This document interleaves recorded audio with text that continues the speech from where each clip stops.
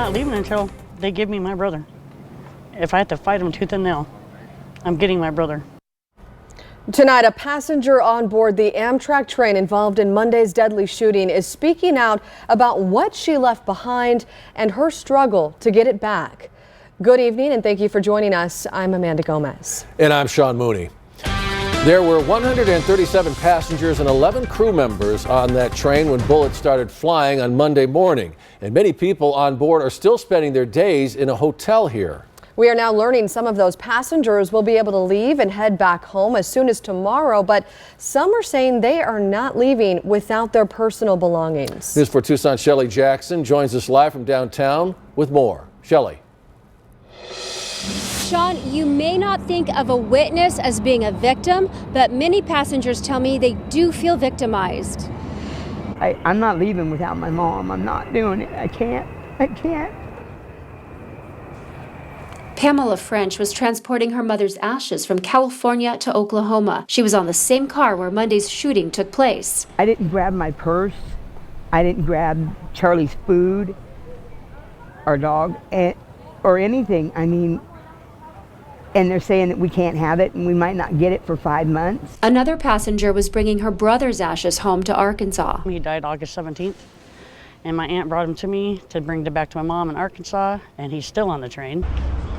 Monday's shooting happened at 8 in the morning. Many people were at breakfast or sleeping and fled with whatever they had with them at the time. Harvey says she was told the FBI was going to hold her belongings, including her brother's ashes, for a couple of months. I freaked out. I started crying. I want my brother now. Why are they holding family's ashes? We're not involved.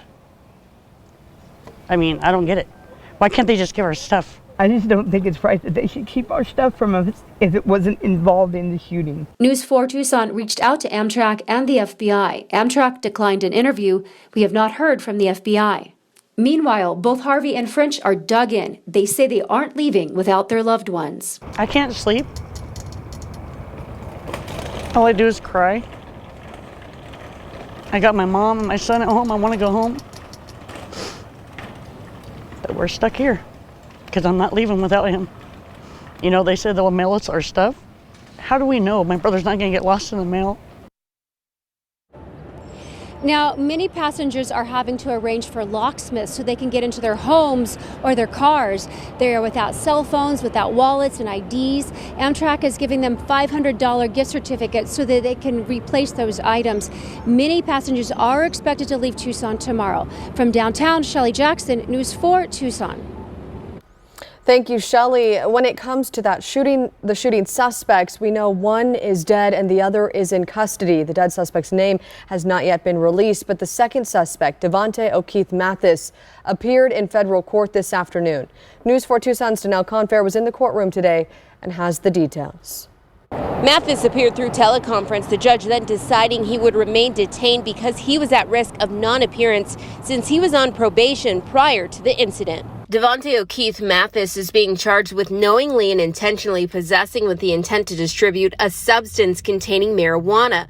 A search warrant revealed Mathis had 2.39 kilos of raw marijuana and 50 small packages that included edibles and other cannabis products.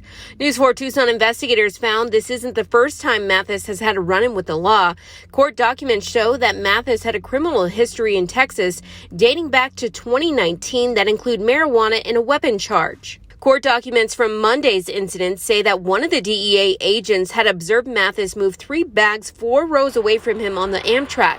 When agents removed the bags, they discovered the packages of marijuana. Mathis was then arrested and the other suspect died on scene.